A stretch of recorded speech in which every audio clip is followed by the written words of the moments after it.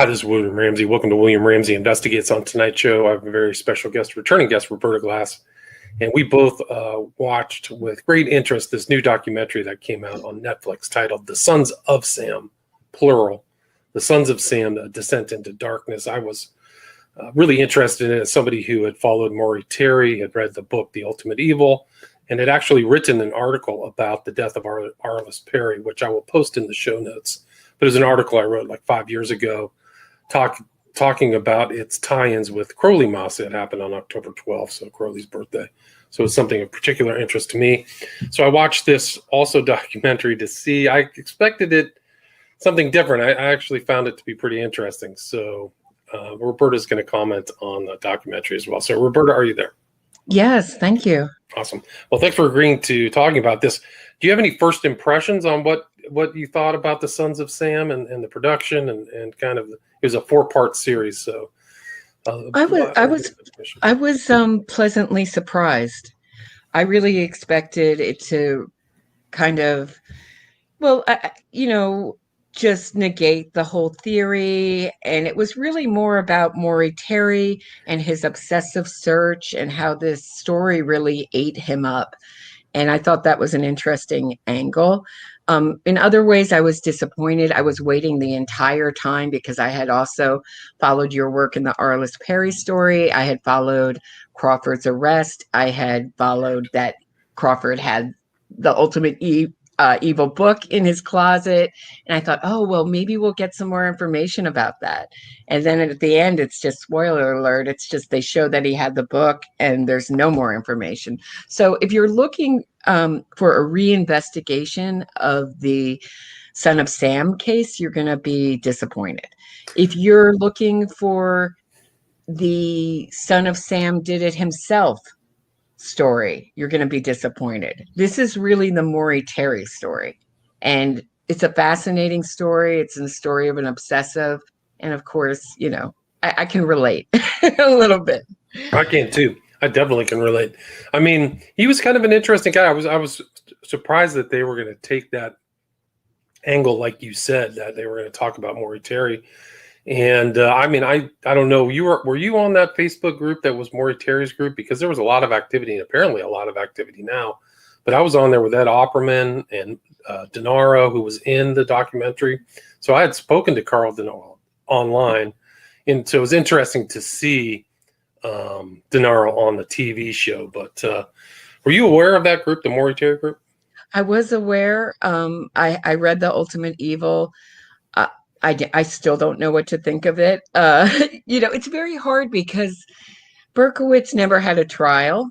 And in this series, every time someone who supports like Borelli or Kofi comes up, who supports the Berkowitz did it himself theory, they just say, no, Terry's wrong. And then it ends there. The clip ends there. Right. So I get very frustrated. They let them present their case just a little bit. Why do you think that? And when they go to the main reason it has to be more than one shooter is because of the 2.5 minute difference. That's a very slight difference of when the crime was committed and when Berkowitz took the ticket off his car. And I know I'm going to disappoint your listeners, I think, a little bit because I haven't made up my mind. I'd like to hear more. I'd like more of a discussion about the case itself, Right. Well, I think that there was more. I mean, all those people were killed at night, but they had multiple different crime sketches of what people look like, right? None of which really looked like Berkowitz. Maybe one did. And so it looks like there was other people. I think Carl Denaro says that some woman was the person who pulled the trigger on him.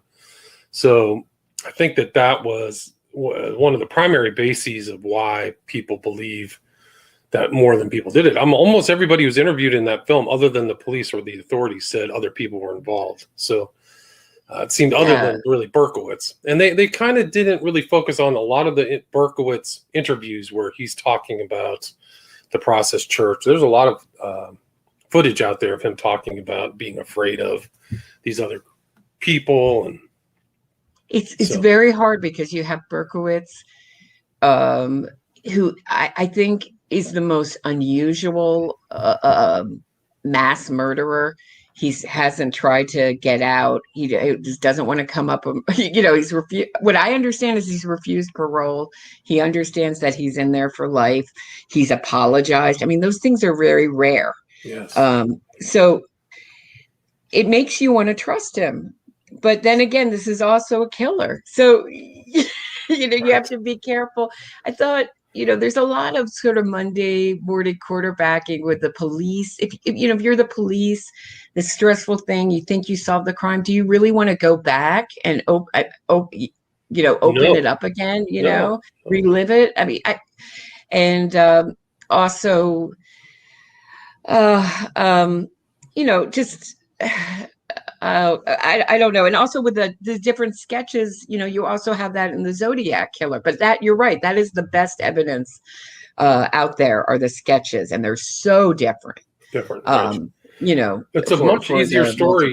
It's a much easier, much more palatable story to just say one guy did it for everybody. It's not even just for the police. It's also for the media as well, right? We got him. Berkowitz is it. There's no additional deaths. It's over, and we can just put the bookend on it. And it's much more disturbing and troubling to say that there was some kind of group deliberately causing terror in New York City in 1975 and 1976. Well, that's been a theme of our conversations, whether we're talking about Epstein or think about a story like Madoff, where just a few people go down, that all these people just sort of do it alone, nothing more to, even in the Nexium story. Ranieri, right? That came to mind as well. Right. I mean, it really could have been so many more people could have been implicated in that. And that could have gone so much further. Maxwell, Epstein. I mean, it's a very American thing. Oswald, one messed up person did it. That's it. Nothing more, Right. I mean, but for me, I think was interesting in that documentary was that they went to Minot. They went to Minot, North Dakota, and had interviews with the cops there who were kind of validating the stories coming out of New York. And talking about one of these kids, the Carr brothers, literally sacrificing a dog and drinking its blood. I was like, wow, you actually put that into the documentary. That's pretty intense. Yeah, it was very interesting that they said, oh, well, the New York authorities, police looked at us like we were hicks. I thought that was very interesting. Yeah. They don't know anything. And just the way... Yeah, they were pretty well spoken. I thought those two police that they featured in there. Absolutely. And the way that Carr killed himself before he was apprehended was so close to the way Crawford did it. Yeah. With the Arliss Perry thing. It was just shocking. Yeah. Just to watch it. And it's interesting also, I was struck also by, I think I listened to Zeman, the director's. He's recorded a new introduction to Maury Terry's book. Oh, and it's interesting because it's very poo-pooing the idea of Satanism. It brings up satanic panic and that Satanism is just mostly kids trying to freak out their parents, and that real evil lives in us, and that Satanism is sort of a skeptical world outlook. And I thought, wow, that's interesting. And I was thinking to myself, well, this seems kind of like a Hollywood guy. And of course, someone like Maury Terry, who's so moralistic and obsessive, is going to look like some kind of strange, obsessive, destructive person to him. This guy is, makes this very slick, very well done, very slick, very palpable, take. But to sort of like a Hollywood guy, Maury Terry must look like a nut.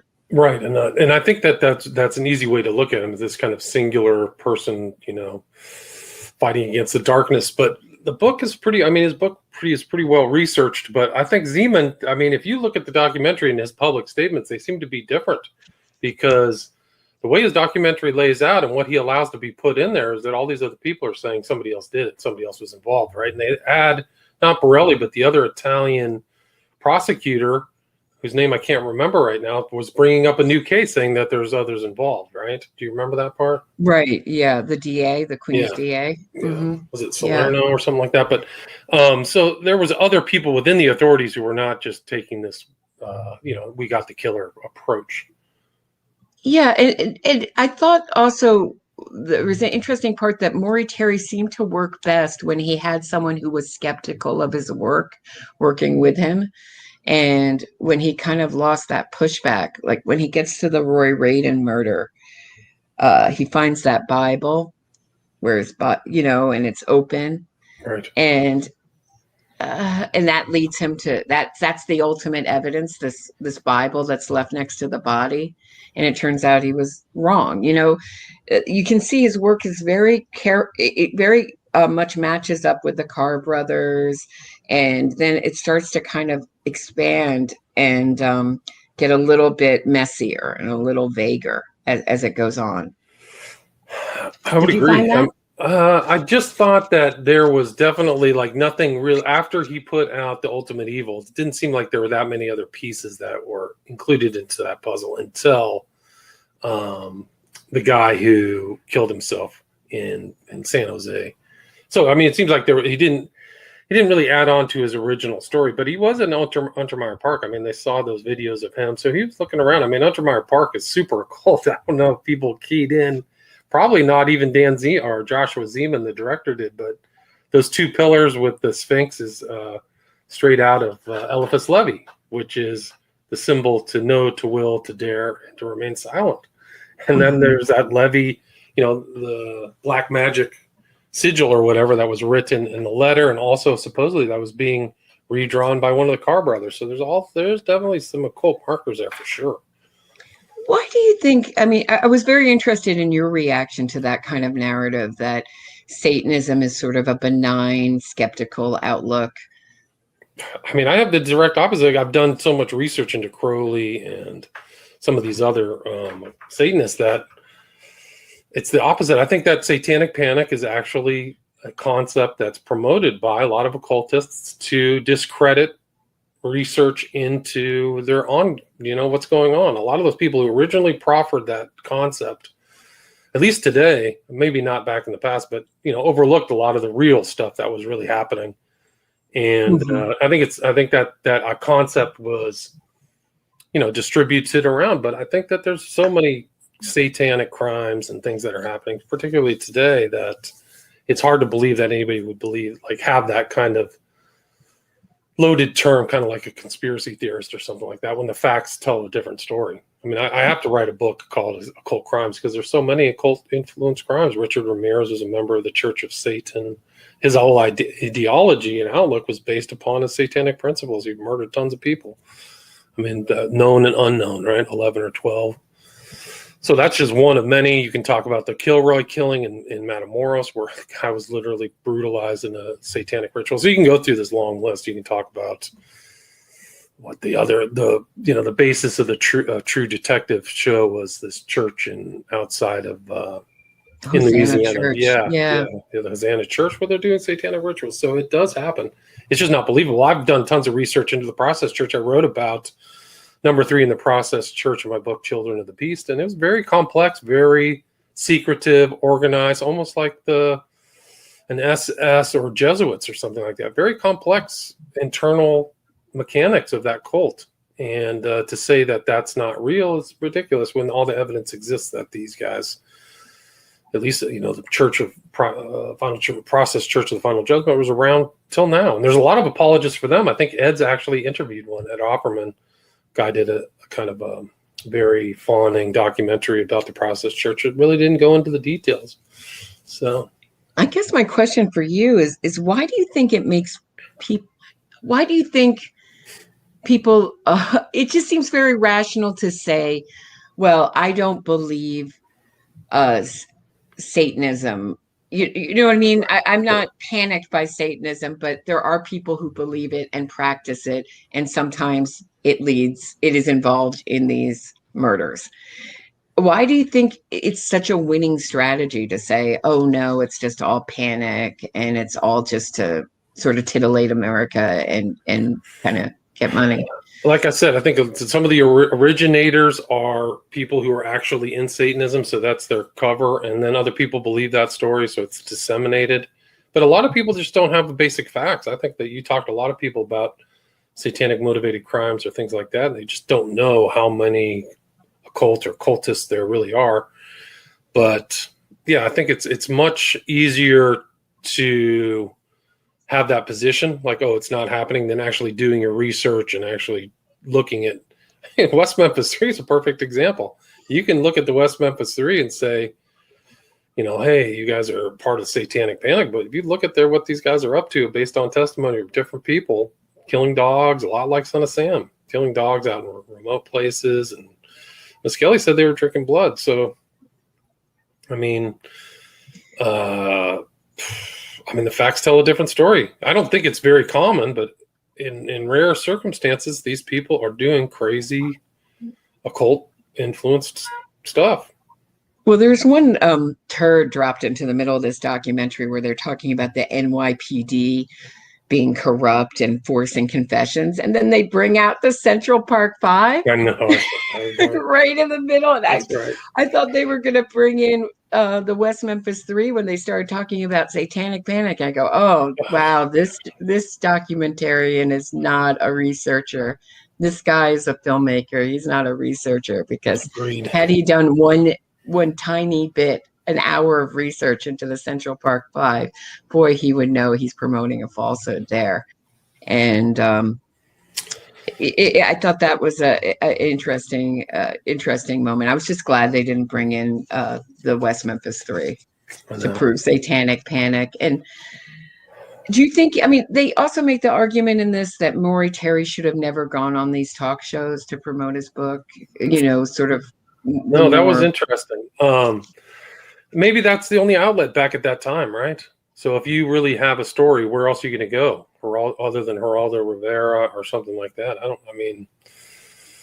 Yeah, it's unfortunate. He was on, Maury Terry was, one thing that made me sit up in my chair was he was on a talk show with former FBI op guy, Ted Gunderson. And if you know his backstory, that's very interesting as well. He was involved in McMartin, and some people think that Gunderson was kind of like a counter intel officer in McMartin, like screwing up things, and he was sleeping with one of the women apparently.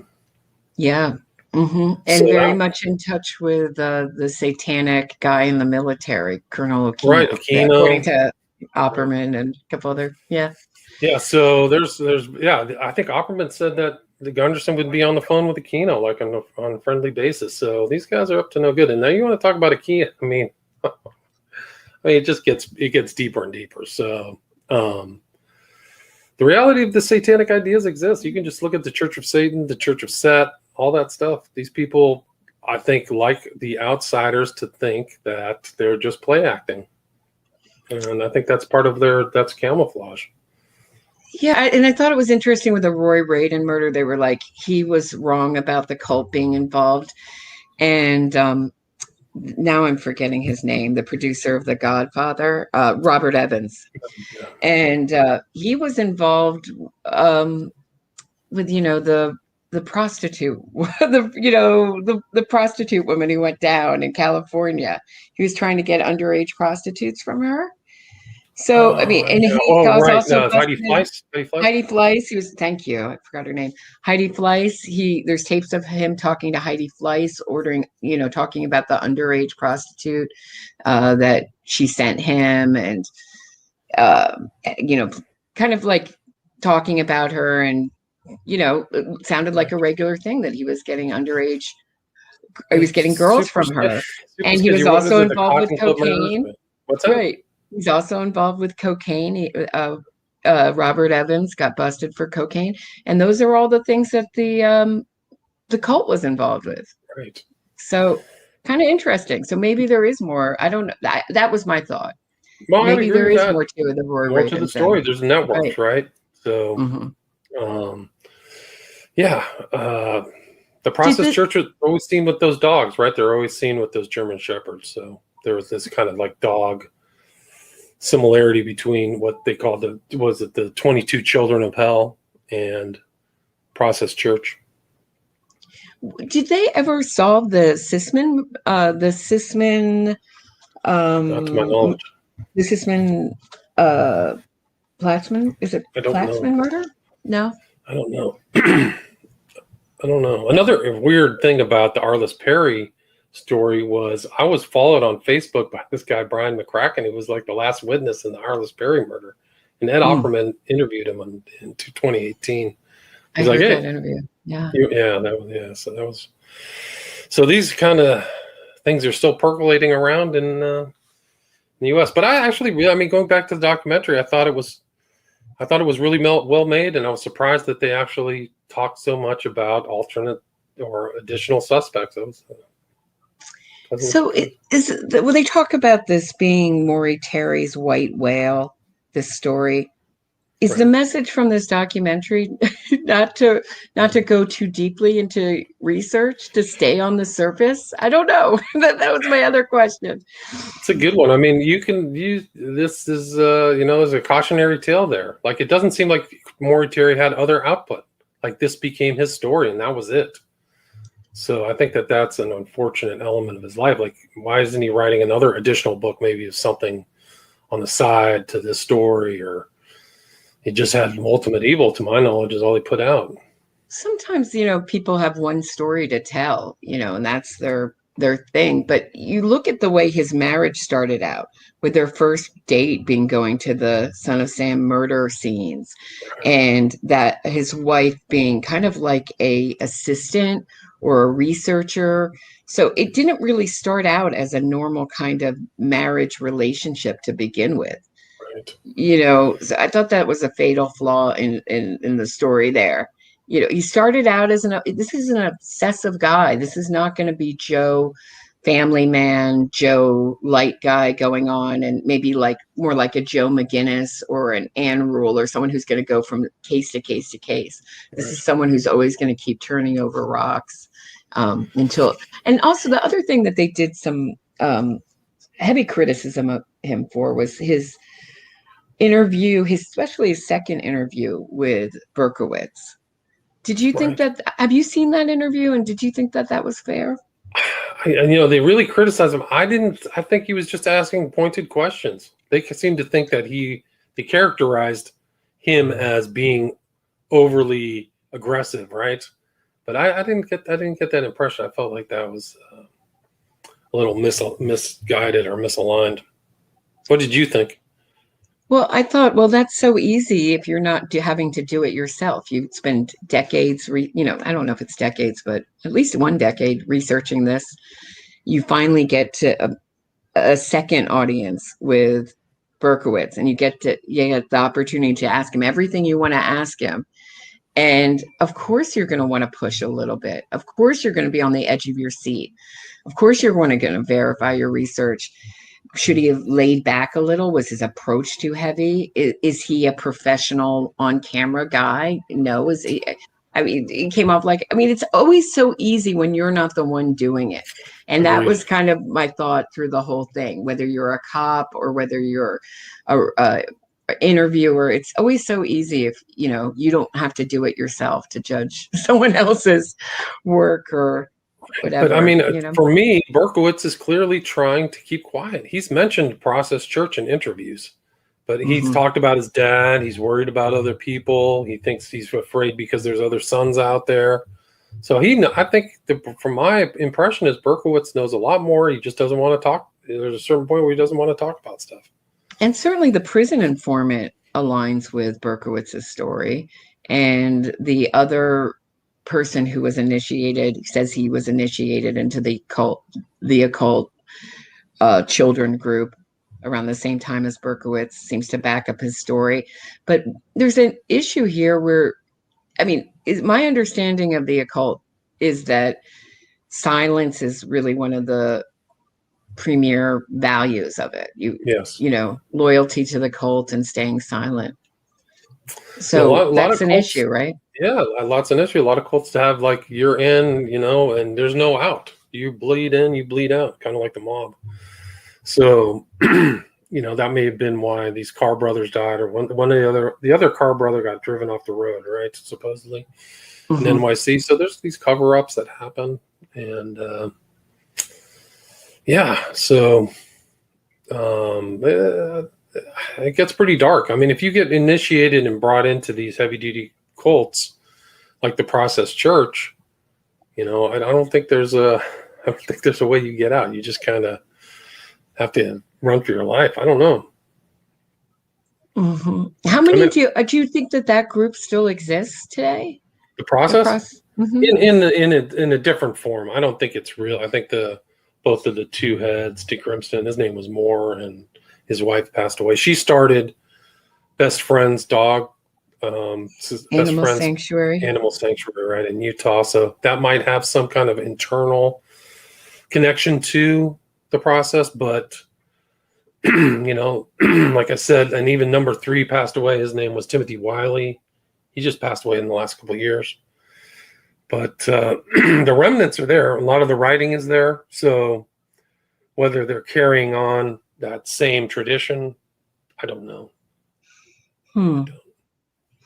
Do you think that this story will ever be solved? I mean, really solved in any satisfying way? Well, just like you said, silence, right? Silence is golden. So I would say that a lot of these people aren't talking about how important, how networked it was. And if there really are 22 sons, children of Sam, right, then there's a lot of other people walking around who are in that cult. And so I don't think the totality will ever be solved, but I do think it's fascinating that, that Arliss Perry case at least was somewhat cracked, at least by the security guard. I don't know who else he was involved in, or whether he was the only, that's another kind of Berkowitz thing. You're saying that he was the only one involved in her death? How did she get lured to the church in Stanford? There's a lot of questions there. Late at night. What woman goes to church late at night to supposedly pray? I don't know. I don't believe that. So you think she was part of the Berkowitz said she was hunted? Right. So she was hunted, but if you remember in the Ultimate Evil, she had the connection to Mino, right? So she was connected to North Dakota, and supposedly she was an ardent Christian, and she may have tried to evangelize to some of these other people, and they didn't like it. And so that was why she might have been targeted. I mean, that's really what set Maury Terry off on, that thing is what Berkowitz wrote about in the book on the I think he wrote something on the fringes of a book, and that set Maury Terry, and that's how the Ultimate Evil starts, is her death. What would be the benefit? Let's just be very skeptical for a second. What would be the benefit to Berkowitz if he's not trying to get out? Is it? I mean, I have a theory, but what would be the benefit to him to say that he was part of this satanic cult, to make all this up? If he's not trying to get out on parole. Right. So he's not trying to minimize himself or anything. I don't know. What do you think the benefit would be? Well, it backs up. He's had 1987, he's had a religious conversion. It furthers his story his story is a story that basically he was possessed by demons. So it's like, I don't integrate with the evil inside of myself. I'm not saying I'm just speculating. Right. I don't sort of integrate that side. So it's just these outside forces coming in on me, taking me over. My real self is really good. And, a better presentation. I would think that would be a better presentation. And it also hopefully would move more people to Christianity. That was the only thing I could think of. However, I don't see the benefit of adding all these details about the Carr brothers and the Breslin letter. I don't see what that would do. I don't know why you would do. I guess maybe was he plotting a defense, but then he pled guilty and basically fell on his sword. The thing that shocked me the most, which I don't know if I'd forgotten about it or I'd never known, was that he screamed Stacy is a whore and the thing, I do it again. So like, whoa, boy, is that a different Berkowitz you don't see now. Biting people. Yeah, it sounds like he spazzed out there, and he had that weird smile on his face. It reminded me of Ricky Casso. Do you know of the Ricky Casso story? He was in occult Yes. crime, and he had that weird kind of, even under arrest, he had that weird glint in his eye, like didn't show any remorseful, didn't keep his head down or something like that. Just like, yeah, smiling. Weird. I mean, very strange response there. Very strange. And I mean, all the footage is so great. And even like the little details of 70s New York where the cop says Berkowitz is 5 feet, 7 inches tall to his head, 5 inches, 5 feet, 8 inches tall to his hair. Like his Right. bouffant 70s hair gives him an extra. There's all sorts of great little details, but it's very scary to see that the crime and the grit living in New York like that, because that's what we're headed to. Murders are up 97% here. I mean, that's what we're going back into, is that kind of thing where the police are totally overwhelmed. They can't keep up. The violent crime is out of control. That's where we're headed right now. So it's pretty scary. Yeah. Well, hopefully another Son of Sam will not pop up. One of the other additional things, I mean, you want to talk about cults, but did you recognize who was the narrator on there? On Son of Sam? Paul Giamatti. Right. Skull and Bones. It's a Skull and Bones member. Right. So why are they asking a Skull and Bones member to narrate that? I mean, it's so bizarre. So, great voice, though. Great voice. He's a good actor. Yeah. He's a good actor. I mean, he's got great voice. He's got an interesting heritage.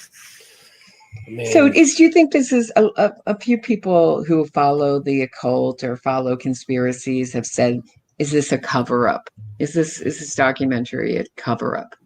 A sort of whitewash? I've heard that there's a lot of talk on Facebook, on the more official Maury Terry site. So people are chatting, and somebody actually sent me something from Joshua Zeman, the director's on there on the Maury Terry site, like talking. And so some people are saying they're covering. He was part of a cover-up, that he didn't go too deep enough. But I was just, from my perspective, I was just happy that he even mentioned that. That he mentioned that there were other. I think that's really the gist of the original of this Sons of Sam, is to say that there's other people involved or could potentially be involved. That was the differentiation from maybe the standard Son of Sam story. So, but it seems like there's definitely some consternation. Have you heard of anything? No. I heard, I heard my friend told me about an interview he did where he was comparing the wilding going on in Ryder Park with the wilding in the Central Park 5 case. And I thought that was a dim, there's a comparison there. Really, it's a non sequitur. Yeah, well, the wilding is what the Central Park 5 themselves said they were doing. So right. I don't know. That case has been so rewritten. It's just unreal. Yeah, so really, what are you going to do? It really has. I talked to the main guy on that, where Eric Reynolds. Somebody, if you're bored and want to get the right from the arresting officer, you can look it up on my podcast and see what he said. Also, Siragusa was his name, who also was the lawyer for the main perp, who was from, I think, Puerto Rico, and had a really sketchy background and was involved in a bunch of other rapes and stuff like that. So they're all there on my podcast. If anybody. You mean Mateo Reyes? Mateo Reyes was I can't pronounce his name, but he was his lawyer who got punched out by Reyes after he gave him a pack of M&Ms in his hearing. No, I got called a racist a few times after that one. You're not supposed to question the Central Park 5 myth. No, it's a myth. And what do you think the value of these myths are? I mean, what's the value of Son of Sam did it alone, Central Park 5, or it's all the police's fault? I mean, right. It's political. I think it's a political axe to grind of Central Park 5 that, the man came down on 5 people that when they see us because we're black, that's why we got busted. That's the intimation. And I think the same thing with Son of Sam. It's like, oh, there aren't any groups of people doing strange stuff at night. There's just one lone lunatic who talks to a dog. It's a much easier, gift to wrap than saying this guy was part of a much broader cultural event of cult activity. I'm pretty sure that DeGrimston lived in New York City at that time too. So, like the founder of the Process Church. That's interesting. I mean, that's sort of like the nothing to see here myth. Yeah. Everything's cool. Nothing, don't get upset. Don't get hysterical. It's all these other people are hysterical and crazy, Right. who are saying that this is going on. Yeah. It's very interesting because if you call Satanism a kind of skeptical outlook, that falls right in line with that, right? That, there's evil doesn't really exist. That's a Right. Christian concept, Right. right? I agree. But there's interesting parallels between the Son of Sam and the Zodiac Killer and the Beast of Florence. Those kind of groups predating on, lovers' lanes, people who are out, couples alone. Very strange times with that. And what is it? Don't Fear the Reaper. Have you ever heard that song? Yeah. Romeo and Juliet. That's they're singing about like lovers being killed and stuff. Interesting. So there's been a new development in the West Memphis 3 case. Can we talk about that for a second? I don't know. Is there? I think the mother of Damien Eccles passed away. That one? No. This is what Damien Eccles is saying, and you can never trust anything he's saying. He's now demanding that he's heard that the DNA evidence has been lost, and now he's demanding that it be retested. He says lost or destroyed, but they still haven't turned over the DNA from 2011, their results. They tested that, never turned it over, pled guilty instead. And so now he's announcing on his Twitter that they have to, it's a big cover up and they have to retest this DNA because it will exonerate him. How convenient, right? It would exonerate. I thought he was already exonerated. Right. Why is he still trying? Yeah. That's what the Court of Public Opinion says. It must be true. Yeah, no, I wasn't aware of that. Somebody did send me something that said his mom passed away. So that's true too. Yeah, okay. But I thought that was pretty funny, and that he's out there now. He wants it tested now that he knows it can't be found, or he thinks it can't be found. Be careful, Damien Eccles. You might get what you wish for. It might not turn out so well. So. Yeah, is there anything else you'd like to add? I gotta go off and get ready for my next interview. No. I mean, would you recommend this? I think it's worth people's time, right? Yes, it was worth the 4 hours for sure, just to relive that. I think that there was a lot of interesting additions, film, visuals that I had not seen before. All that things that happened in Mino, that they actually traced that, and that there were local newscasters reporting on these crimes. And also I forgot his name now, but the guy who was, associated with the death of Arliss Perry, that whole sequence at the end was pretty scary that they actually were there. Crawford. Mm-hmm. So, very scary. It was very well crafted documentary, very slick and easy to watch. So I'm really happy to talk with you about it because this is really your area of expertise. Well, a little bit more, I just did another interview about this guy who's supposedly somebody, I don't know, I don't want to say online, but somebody thinks that, the thing is that you can put anything out and somebody will claim that you're a shill, right? So somebody's claiming my last guy's a shill. I don't know who talked about the Son of Sam case, but I guess you have to kind of just look at it yourself. That's very frustrating about the conspiracy community, the sort of atmosphere of paranoia of everybody calling each other shills and CIA, find it very disconcerting. Yeah, it gets exhausting actually after a while. I've gotten so many emails about me being a shill at this point. It's like, if you're a shill, you're not getting paid very well. I'm not getting paid enough, damn it, for being a shill. That's no doubt about it. Please. Anyway. I've been called a shill too. I've been being paid by the prosecutors too. Where are my checks? I don't know. I'm still waiting. If you figure out where if you get a check, let me know because I'm ready to get my check as well. All right. Well, it's been a pleasure. Yeah, likewise, a pleasure. Always great to talk with you again. It's Roberta Glass of the True Crime Report. Go check it out on YouTube or iTunes, and a lot of great stuff. That interview you did with the guy about innocence fraud was fantastic. It was the Amazing Atheist. Yeah, Devin Tracy, Atheism is Unstoppable. Atheism is Unstoppable. Yeah, that was fantastic. So people go check that out. Again, Roberta Glass, thanks so much. Thank you.